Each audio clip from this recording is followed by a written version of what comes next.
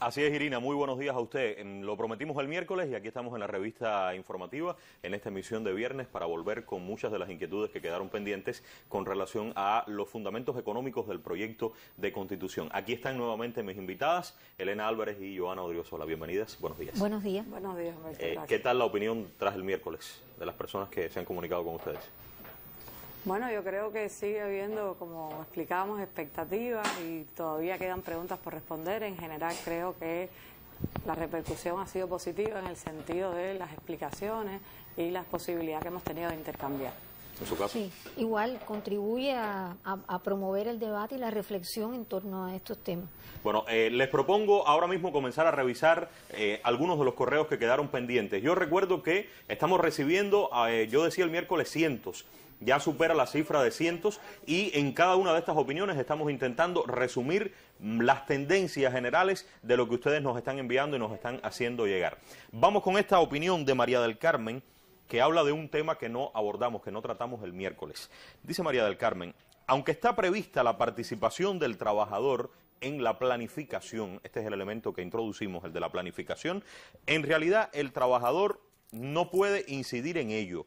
Los planes se aprueban mucho después de que comienza el año, generalmente en los meses de enero y febrero, o el primer trimestre se produce sin plan y luego viene el ajuste. Se manipula tanto el plan que la figura del trabajador como partícipe es mera disposición. Y concluye su opinión María del Carmen: toda esta situación se contrapone con el texto del artículo 31. ¿Qué dicen ustedes? Sí, ciertamente es una realidad que se está mostrando y es un caso típico en que difiere lo regulado y lo plasmado incluso en el texto hoy vigente y lo que se está proponiendo en el proyecto. Yo creo que es importante entender que la planificación, como se ha venido expresando incluso en los documentos del partido, tiene que ser modificada, tiene que ser transformada. Hay un tema que tiene que ver con los tiempos de la emisión del plan y la posibilidad en que se desagregue para que todo el mundo empiece el año ya con el plan de cada una de las empresas, de cada una de las unidades empresariales de base, y en eso se viene trabajando incluso en este año, es decir, para el año siguiente va a haber una emisión anterior a otros momentos precisamente para evitar esa situación y para ir mejorando los tiempos. También es cierto que tenemos que lograr una participación efectiva y no formal de los trabajadores en la planificación. Tiene que ver precisamente con los postulados del marxismo, de la necesidad de que el trabajador se sienta responsable, se sienta propietario. No basta con afirmar que existe la propiedad socialista y que puede haber beneficios para todos. Significa también que ésta tenga una efectiva socialización, y eso está dado no solo porque los trabajadores participen y no solo porque se beneficien, sino porque realmente puedan tomar decisiones y puedan sentirse parte de lo que se está haciendo en su empresa, en su unidad empresarial. En este caso coinciden con el criterio de la persona. Sí, coincidimos en que es una realidad que existe hoy y que hay que transformar y que difiere de lo que está hoy establecido, y por tanto tenemos que ir hacia formas de evaluar la eficacia de lo que estamos regulando y no solo quedarnos en el marco de la regulación, sino seguir contrastando cómo se da la realidad y cómo la podemos ir transformando. Reafirmo que en este caso, entonces, lo que creo que la contradicción, de acuerdo a la opinión de María del Carmen, no está en el artículo del proyecto, en el artículo 31, sino más bien en cómo en la práctica sucede esto. Exactamente. Bueno, vamos con otra opinión. Esta es de Yesmel Taxi. Y me voy entonces hasta otro de nuestros set para poder compartir con ustedes de una forma más interactiva tal vez los correos, las opiniones. Y nos está diciendo, vamos a compartirlo, Yesmel Taxi nos dice lo siguiente: el Estado cubano tiene que sentir la misma confianza que su pueblo siente por él, afirma ella. No existe ningún Estado en el mundo, tenga el apellido que tenga, que pueda echarse a sus espaldas todo el peso de la economía de un país. Y propone: hay que buscar y analizar todo tipo de producción que pueda desempeñar el sector no estatal, y mientras más se produzca, más ganancias, que a la vez es más impuestos que cobraría el Estado sin invertir nada. Creo que va por el punto de la descentralización o la desconcentración de actividades por parte del Estado. En este sentido, ¿qué opinión les merece? Bueno, realmente ese planteamiento, cuando uno lo analiza, coincide plenamente con las políticas que han venido implementándose a partir del 6º Congreso del partido. Todos recordamos que a partir del año 2011 tuvo lugar una ampliación del trabajo por cuenta propia y el reconocimiento de otras actividades por forma de gestión no estatal.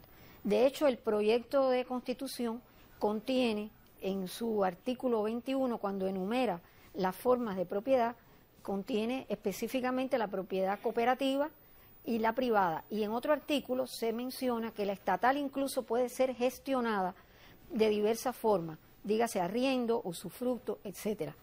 Hay que decir que esto ha venido desarrollándose y ya en la actualidad los trabajadores por cuenta propia son alrededor de 600.000. Ha sido una fuente de empleo y una fuente de prestación de múltiples servicios y actividades, en muchos casos con gran eficiencia. Efectivamente, el Estado como política adoptó el criterio de descargar toda una serie de actividades no esenciales, pero que tienen determinada importancia, de lo que era la esfera estatal, con vistas justamente a lograr una mayor eficiencia en el conjunto de la economía. O sea, que esta opinión que tiene esta persona que nos escribe es algo que no es nuevo, ya es una actividad, una política, un principio que el Estado viene siguiendo. Exactamente, exactamente. Y ha venido desarrollándose, sí. Y hay que decir que las formas de gestión no estatales actualmente representan prácticamente, o sea, los trabajadores por cuenta propia, alrededor del 13% de la fuerza laboral. Y si incluimos a los cooperativistas, campesinos, etcétera, viene siendo casi una tercera parte de la fuerza de trabajo del país. No obstante, la persona dice, hay que buscar y analizar todo tipo de producción que pueda desempeñar aún el sector no estatal. ¿La tendencia sería a incrementar aún más estas actividades en el sector no estatal?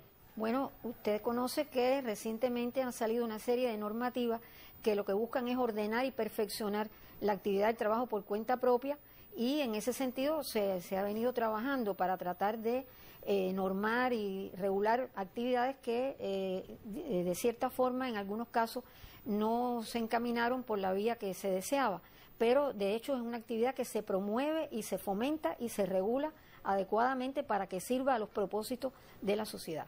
Con relación a este mismo tema del trabajo no estatal, tengo una opinión de un estudiante, se llama Pedro, de aquí de La Habana, y nos dice Pedro lo siguiente: ¿por qué no se habla? Está hablando del proyecto de Constitución, de la creación de pequeñas y medianas empresas privadas en formas de trabajo por cuenta propia. Y él afirma, esto no conduciría al capitalismo, como algunos han dicho. Al contrario, conduciría al desarrollo del país y al aumento de nuestro nivel de vida. Yo recuerdo que en los documentos rectores que se ha explicado han sido la antesala de este proyecto de Constitución, documentos rectores del partido fundamentalmente, se habla de estas pequeñas, medianas y también de la microempresa. ¿Por qué no está explícitamente en el proyecto de Constitución? Sí, porque en este caso lo que hemos concebido en el proyecto es precisamente hablar de las formas de propiedad, y cada una de esas formas de propiedad puede tener distintas formas de expresión de la forma, del modo de organizarse, es decir, tiene formas jurídicas o tipos de personas jurídicas diferentes, pero no es que se vaya en contra ni no se haya previsto, por el contrario, como bien explicaba, son los documentos rectores del partido los que están marcando la pauta del proyecto constitucional. Como mismo no se habla de otras formas de propiedad, los modos en que puede organizarse, pero ciertamente es algo que está concebido. ¿Por qué no aparece en el texto constitucional? Porque puede haber cambios en esas formas organizativas, es decir, aquí lo esencial son las formas de propiedad, y cada una de las formas de propiedad puede dar lugar a distintos tipos de personas jurídicas, puede dar lugar a distintos tipos de empresas. Por eso hemos ido incluso cambiando el término de empresa, no solo para hablar de la empresa estatal socialista, que viene siendo un tipo específico de sujetos, sino para hablar en general de todos aquellos sujetos que de alguna manera tienen actividad de producción o de prestación de servicios.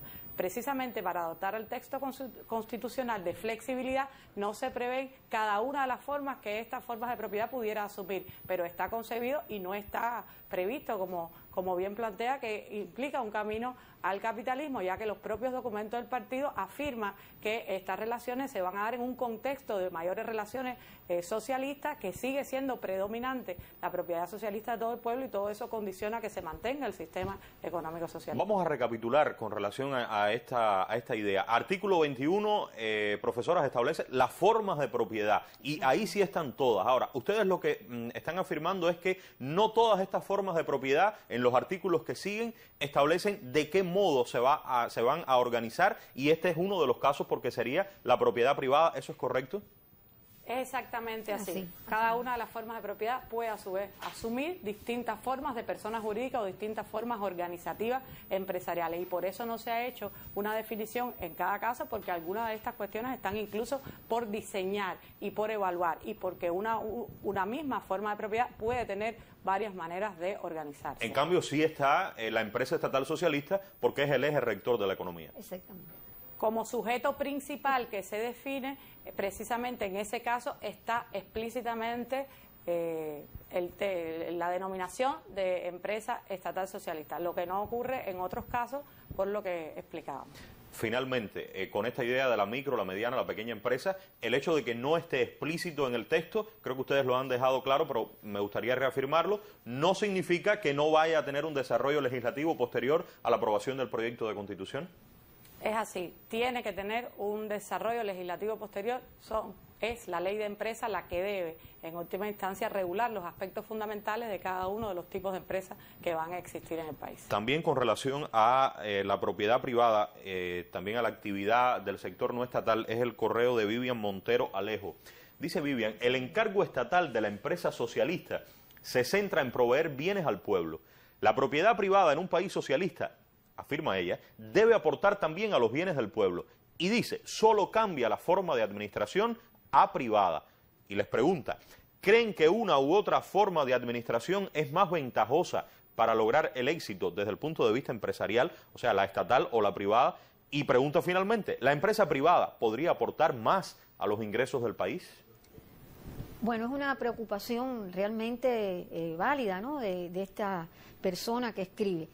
La idea que subyace en todos los documentos aprobados en el Congreso del Partido y que está en la propia Constitución es que todas las formas de gestión deben aportar por igual y tener iguales condiciones en su desempeño para poder ser más eficientes y poder aportar más a la economía. De hecho, el hecho de que sea empresa privada o empresa estatal implica que deben ambas funcionar con eficiencia, porque la función esencial de una empresa es, además de cumplir con determinadas obligaciones, crear riqueza adicional, con vista a poder reproducir su actividad. En el caso de la empresa estatal socialista, esa riqueza hemos visto cómo se distribuye directamente una parte a los trabajadores por la vía de la distribución de utilidades y otra al presupuesto. En el caso de la empresa privada, parte de esa riqueza adicional se apropia el propietario, pero una parte también se aporta a la sociedad por la vía de los impuestos. Y por supuesto, en la medida que laboren armoniosamente ambas formas dentro de la economía, podrán ser más eficientes en su desempeño. Pienso que no hay por qué contraponer una forma a la otra, que todas en su conjunto deben aportar eficiencia a la economía porque se complementan unas a otras. De cualquier manera, en esta pregunta, ¿creen que una u otra forma de administración es más ventajosa para lograr el éxito desde el punto de vista empresarial? En el espíritu de la Constitución, del proyecto y de nuestro modelo queda claro el tipo de propiedad que prima, que es la estatal socialista. Creo que por ahí puede estar también la explicación a esta pregunta. Sí, bueno, eso ya sobre ese tema hemos conversado, ¿no? Pero en este caso la preocupación está si una es más ventajosa que otra para lograr el éxito. Pienso que eso depende de muchas condiciones, hasta en el orden subjetivo, en el orden del control, en el orden de la organización del trabajo, y que en ambas puede haber empresas exitosas y en ambas puede haber empresas que tengan también dificultades en su desempeño, y de hecho eso ocurre en el mundo entero. O sea que pienso que no es condición o precondición la forma de propiedad para determinar el éxito desde el punto de vista empresarial. Pero en cuanto a los ingresos, la privada, una vez que se diseñe, pudiera aportar más que la que actualmente, pensemos en el trabajo por cuenta propia o del sector no estatal, pudiera como empresa privada aportar más al país que como está aportando en este momento. ¿Qué opinión tienen ustedes? Pensamos que con el desarrollo de la ley de empresas, como explicaba la doctora Joana, al definirse las escalas en que pueden operar estas empresas, bien sea micro, pequeña o mediana empresa, va a dar lugar a poder definir los aportes en correspondencia con la escala productiva que tenga cada una de estas empresas. Y por lo tanto sí pudiera haber un mayor aporte en la medida que eso se define.